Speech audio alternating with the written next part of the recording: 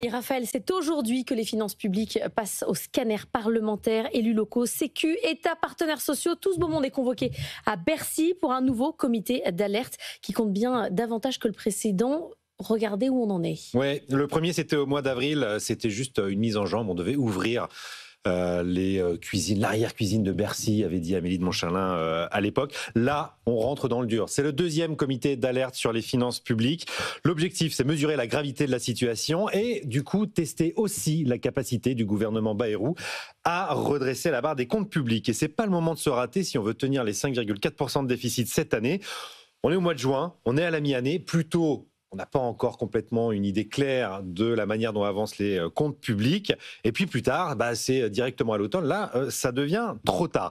Alors l'alerte, elle est notamment sur les comptes de la Sécu. La semaine dernière, le comité d'alerte sur les dépenses de l'assurance maladie a tiré la sonnette d'alarme. Gros dérapage en vue, 1,3 milliard d'euros de dérapage si on ne fait rien. On a eu la réponse des ministres Vautrin et Montchalin hier. C'était en commission des affaires sociales.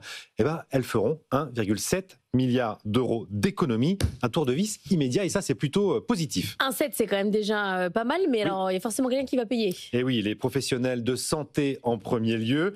Les revalorisations promises aux médecins et aux kinés seront reportées de 6 mois, c'est 150 millions d'euros d'économies. Les revalorisations des gardes des médecins libéraux dans les hôpitaux privés également. Les pharmaciens vont être touchés via les remises sur les génériques, et surtout l'industrie pharmaceutique, je pense qu'on va les entendre, ils vont se prendre 500 millions d'économies en moins, avec leur accord ou pas. D'ailleurs, ils n'auront pas le choix, c'est comme ça. Et puis, c'est tout.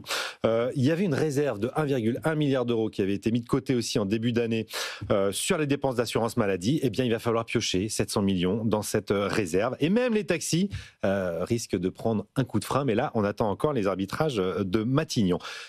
Ça, c'est pour les professionnels de santé, mais le vrai dossier explosif, Laure, c'est celui des arrêts maladie. Et là, la dérive est éclatante.